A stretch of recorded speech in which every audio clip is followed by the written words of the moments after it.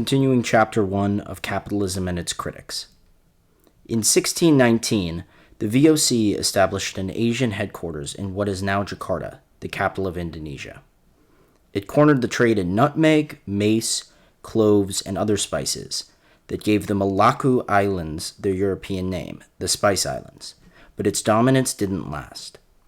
During the 17th and 18th centuries, Britain spent heavily on its military, particularly its navy, which allowed it to expand its commercial activities in areas previously controlled by the Dutch. In those days, there was no conception of commercial enterprise and state activity as strictly separate entities. The British state was effectively an arm of a landed oligarchy, many members of which invested in the company and other imperial ventures. The Royal Navy protected the company's ships and enforced its trading monopolies by excluding foreign competitors and, where necessary, by going to war with them. The company also had its own sizable military force made up largely of British officers and Indian soldiers. Together, the company and the British state constituted a formidable military-commercial complex, which established a lucrative form of monopoly capitalism. Following the lead of the VOC, the company evolved into a joint stock business with an elaborate corporate structure. Its stockholders elected a court of directors that met weekly and served as the company's ruling body. The directors chose a chairman who ran the company. Under him, there were 10 executive committees, including treasury, accounts, legal, and shipping.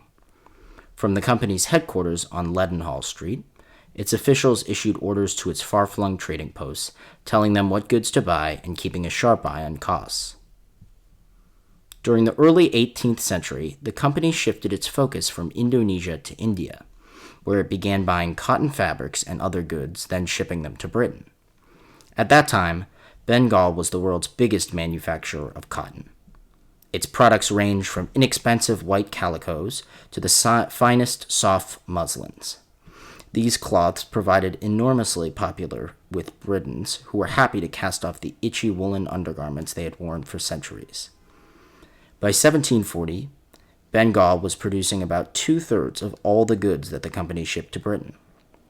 Some of these items were then re-exported to non-British destinations, including slave trading ports on the west coast of Africa. As a trading enterprise, the company looked to buy cheap and sell dear. Until the middle of the 18th century, it operated from fortified coastal trading posts known as factories. Although its soldiers protected these forts, the company operated under the sufferance of India's rulers, principally the Mughal monarchs, who hailed from Central Asia. The Mughals made foreigners trade through Indian intermediaries, and they prohibited practices that would damage the interests of local producers, such as colluding to keep down prices. The decline of the Mughal dynasty into internal feuding gave the company a chance to improve its position and seize power. At the Battle of Plassey in 1757, 2 years before Bolts arrived in Bengal, the British forces, under the leadership of Robert Clive, a bookkeeper turned soldier who had joined the company as a 19-year-old, defeated the forces of the Nawab of Bengal, the provincial governor under the Mughal monarchy. This victory enabled the company to drive out its French and Dutch rivals and trade in goods from which it had previously been excluded, such as salt. In 1765, after another big military victory, Clive persuaded Shah Alam II, the Delhi-based Mughal monarch who was still the nominal ruler of Bengal, to grant the company the Diwani, the authority to set and collect taxes on his behalf in the states of Bengal, Bihar, and Orissa. This bestowal represented an extraordinary advance for the British. Under the Treaty of Allahabad, the company was obliged to send the Mughal monarch a fixed sum of money every year. Clive was confident it could set the tax rates high enough to guarantee itself a hefty financial surplus. Clive left in place the formal trappings of Mughal rule in Bengal, installing a new and more pliant Nawab. But real power now resided at the company's factory in Kolkata, which the British called Calcutta. In creating what was effectively a corporate state, Clive and his colleagues transitioned from traditional merchant capitalism into full-scale corporate plunder. As a trading concern, The company had shipped large quantities of silver bullion to London or from London to India on a regular basis to pay for the goods it brought there. After obtaining the Diwani, the company used Indian money to pay for the Indian goods it purchased. It was able to carry out the whole trade of India for 3 years without sending 1 ounce of bullion, one of Clive's associates later recalled. When William Bolts got to Bengal, he wasn't yet 25, and his salary was modest. The attraction of a job with the company had little to do with the formal pay. The real lure was the opportunity for company men to trade commodities inside India on their own account, a practice the company had long endorsed. These lucrative trades enabled many of its employees to build up a personal fortune, or competence, which they eventually took back to England. The richest of them became known in Britain as nabobs, which was probably an Anglicization of the Hindi word nawab, which referred to a governor. As a Dutch native, Bolts was an atypical company employee, but he had an aptitude for languages that served him well. After arriving in Calcutta, he learned to speak Bengali. Although he was a fairly low-level employee, he quickly teamed up with 2 more senior colleagues, William Hay and John Johnstone, to form a private trading company that dealt in many different goods, including diamonds, saltpeter, the raw material for dynamite, cotton, and opium. After the Battle of Plassey, the British traders largely ignored the old Mughal rules. Operating through Indian intermediaries known as banyans or gomastas, they moved into new geographic regions and exploited the company's role as the de facto government to force local producers to accept lower prices, which increased their profits when they resold the goods on the open market. Another lucrative line of business they entered was tax farming, which involved teaming up with local tax collectors, or zamindars, to skim off some of the levies that Indian farmers paid. Many of the company's employees exploited this permissive environment. The abusive became so onerous and objectionable to the residents of Bengal that even the new Nawab, Mir Qasim, who the company had installed as a puppet ruler, complained. Setting up their colors and showing company passes, they used their utmost endeavors to oppress the peasant farmers, merchants, and other people of the country, Qasim wrote in a 1762 letter to Henry Vansittart, who was the company's top official in Bengal from 1760 to 1764. They forcibly take away the goods and commodities of the merchants for a fourth part of their value, and by way of violence and oppression they oblige the farmers to give 5 rupees for goods that are worth but 1. In 1765, Clive returned to India from England as Vansittart's replacement. He had a brief to crack down on corruption, which was starting to become notorious in London. In The Anarchy, a sweeping 2019 history of the company and its plunder, the author William Dalrymple points out that this was a case of appointing a poacher as a gamekeeper. After his victory at Plassey, Clive had gifted himself from the Mogul treasure roughly £234,000, equivalent to more than £25 million in today's money. The Nawab had also given Clive a landed estate, a jagir, that had an annual rental value of nearly £30,000. Insisting that these payments were legitimate rewards for his services to the company, Clive declared himself outraged at the finagling and self-dealing that greeted him on his return to Calcutta.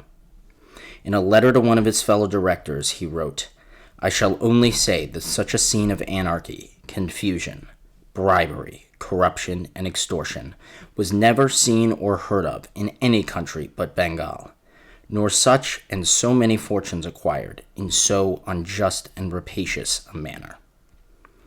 During the year 1756 alone, according to one estimate, the company's employees in India sent home to England about £80,000 from their trading gains. In the decade after Plassey, these annual remittances jumped more than 6-fold to about £500,000, in today's money more than £60 million. Clive forced company employees to sign contracts saying they would no longer accept corrupt payments or gifts from local authorities.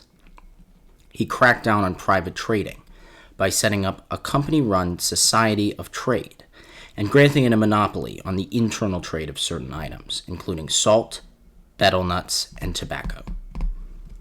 Clive also targeted individuals whom he regarded as particularly corrupt, including John Johnstone, Bolt's trading partner. Clive confiscated Johnstone's property in Bengal and asked the company's directors to prosecute him for illegal trading. The company ordered Bolts to return to Calcutta from Benares, another city on the Ganges, where he had extensive private trading interests. After he failed to obey this edict, the company suspended him. Rather than submitting to the new policies, Bolts resigned in November 1766 and continued trading as a private individual. The following year, his bosses ordered his deportation to England, and after he departed, imprisoned 3 of his gomastas. The company's directors in London endorsed the decision to send Bolts home, saying it was justified by his conspicuously oppressive trading, his repeated instances of disobedience to the orders of his superiors abroad, and above all by the basest ingratitude to the company under whom he had acquired an ample fortune. Before long, Bolts would exact his revenge. After his return to London, he launched a public campaign against the company and the senior executives whom he claimed had wronged him, Clive included, claiming that they were the real crooks.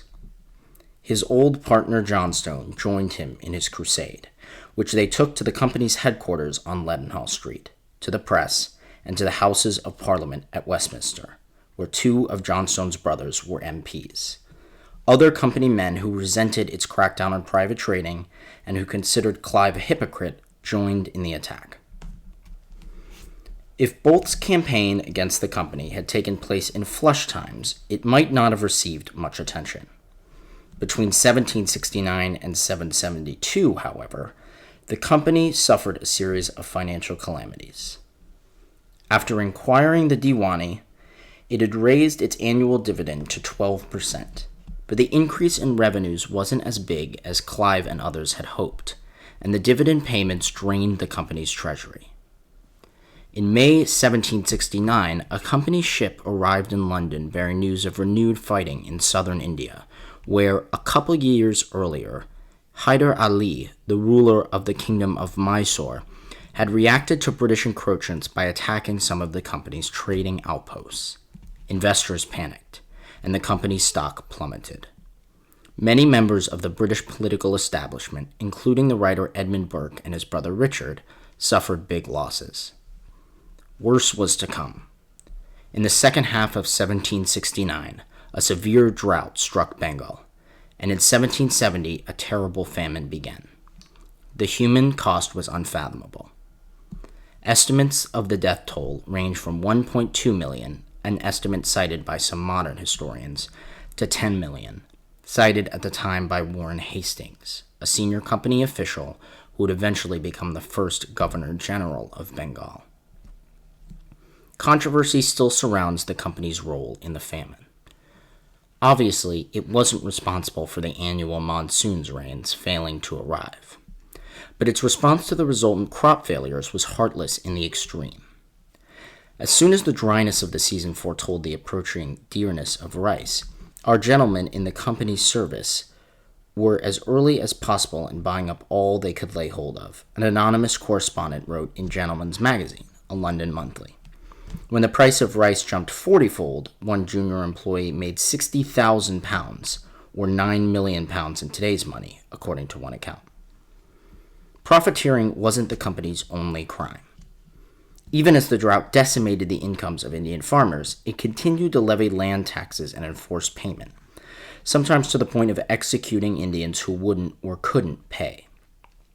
Platoons of sepoys, Indian soldiers serving under the British, were marched out into the countryside to enforce payment, where they erected gibbets in prominent places to hang those who resisted the tax collections, Dalrymple wrote. Even starving families were expected to pay up. There were no remissions authorized on humanitarian grounds. Not all of these details became known in Britain, but some newspapers and magazines did print stories about starving Indians selling their children for food. Public opinion swung against the company, and questions were raised in Parliament. Bolts saw his chance. In early 1772, He published a 2-volume book about the company's role in India. Its title was Anodyne: Considerations on India Affairs, particularly respecting the present state of Bengal and its dependencies. But its contents were incendiary. After London Magazine, a publication closely connected to the Whig Party, published some extracts, they circulated widely at Westminster and in the City of London. Bolts asserted that when Clive and other senior executives at the company clamped down on private trades, they hadn't been trying to eliminate corruption or protect the interests of Indians, but merely trying to enrich themselves. Clive alone had earned tens of thousands of pounds from the creation of the Society of Trade, Bolts claimed.